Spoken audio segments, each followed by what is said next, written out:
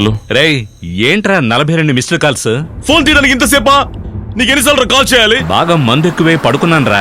ఏంట్రా మామిడి పండు లాంటి ఫిగర్ను పట్టావుగా, నాతో పనేంట్రా? తనకు కాల్ చేయొచ్చు కదా. ఇప్పుడు నా చేతికి చిక్కేవంటే చంపేసేవాడిని. ఎందుకు టెన్షన్ అవుతున్నావు? చెప్పేగా వెళ్ళాను ఫ్రెండ్ ఇంట్లో మందు కొడతానని. తనేమైనా టిప్స్ ఎక్కువ అడిగిందా? తెలుసు అలా చేస్తుందని. తనకు ఫోన్ ఇవ్వు. నేను తిట్టే తిట్లకి తన ఊపిరి ఆగిపోతుంది. రేయ్, తన ఊపిరి ఆగిపోయి ఇప్పటికి 3 గంటలు అయిపోయిందిరా. అనుకున్నాన్రా ఇటువంటిదేదో చేస్తావని. ఊపిరి ఆగిపోయింది ఏం చేసావరా? నేనేం చేయలేదురా. కింద అపార్ట్మెంట్ లో తాతగారికి హార్ట్ అటాక్ అంటే హాస్పిటల్ వదిలేసేసరికి తను పోయిందిరా. తను పోయిందేని నువ్వెందుకురా ఫీల్ అవుతున్నావు? నేను శిల్ప నెంబర్ పంపుతాను. తన దగ్గర ఆల్రెడీ నా పాయింట్స్ ఉన్నాయి. నువ్వు ఫ్రీగా రీడింగ్ చేసుకో. ఎంజాయ్.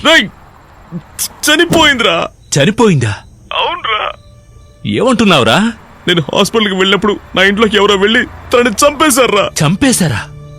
రే బాగా చెక్ చేసావా? అన్నింటినీ చెక్ చేశాను రా. పల్స్, బీపీ, హార్ట్ బీట్ అన్నింటినీ చెక్ చేశాను రా. తన బాడీ కూల్ అయిపోయిందిరా. నాకున్న ఒకే ఒక దారి వైజాగ్ వెళ్ళి తన ఇంట్లో ఏమైనా క్లూ దొరుకుతుందేమో చూడాలరా. లూజరా నువ్వు? ఇప్పుడెందుకు రా వైజాగ్ వెళ్దాం? రేయ్, ఇంకేం చేయమంటావురా? నీకు ఫోన్ చేస్తే నువ్వు ఫోన్ తీయవు. తన గురించి నేనేమైనా తెలుసుకుంటే కదరా నేను తప్పించుకోగలను. పైగా మధు ఉదయాన్నే మీ మావయ్య ఇంటికి వస్తానని చెప్పింది. నాకేం చేయాలి అర్థం కావట్లేదు. బాడీని ఎందుకురా ఇంట్లో ఉంచావు? దాన్ని కారులో పెట్టేయచ్చు కదా. ఎలా రా కిందకి తీసుకొచ్చేది? కింద అపార్ట్మెంట్ లో ఉన్న తాతయ్య హార్ట్ అటాక్ అని చెప్పి అపార్ట్మెంట్ మొత్తం మేల్కొని ఉన్నారా. పైగా లిఫ్ట్ పని చేయట్లేదు. నువ్వు హత్య చేయలేదు కదా, మరెందుకురా భయపడుతున్నావు? మనం పోలీస్ స్టేషన్ కి వెళదాం. పోలీసా? పోలీసులు అడిగితే ఏం చెప్తావురా? నేనేం చెప్పినా వాళ్ళు నమ్మర్రా. ముందు నన్ను అరెస్ట్ చేసి 5 ఏళ్ళు 10 ఏళ్ళు జైల్లో పెడతారా. ఆ తర్వాత ఇంకా నా నిరపరాధిని ప్రూవ్ అయ్యేది. ఆలోగా నా ఉద్యోగం పోతుంది. ఇంటికి అమ్మాయిని తెచ్చుకున్న విషయం తెలిసి మా అమ్మ నాన్న పరువు పోతుంది. అవన్నీ వదిలి మధు నన్ను చీకొట్టి శాశ్వతంగా వెళ్ళిపోతుంది.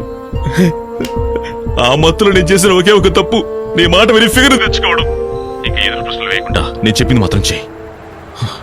ఇంటికి వెళ్ళి ఆ బాడీని జాగ్రత్తగా చూసుకో. రేయ్, చనిపోయిన బాడీకి ఎందుకురా సెక్యూరిటీ? ఇప్పుడు నువ్వు వెళ్ళలేదనుకో ఆ బాడీలో స్మెల్ వస్తుంది.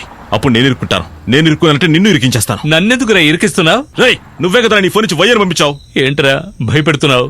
అయితే నేను చెప్పినట్టు చెయ్యి. ఎవరికి తెలియకుండా నా ఫ్లాట్లోకి వెళ్ళు. ఫోన్ చేస్తాను.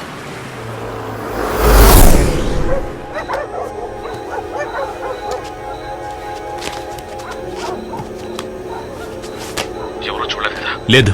షూ ర్యాక్ పైన బ్లాక్ షూలో ఇంటి తాళం ఉంటుంది. తాళం తీసి లోపలికి వెళ్ళి గడియ పెట్టు. సరేనా? ఓకే.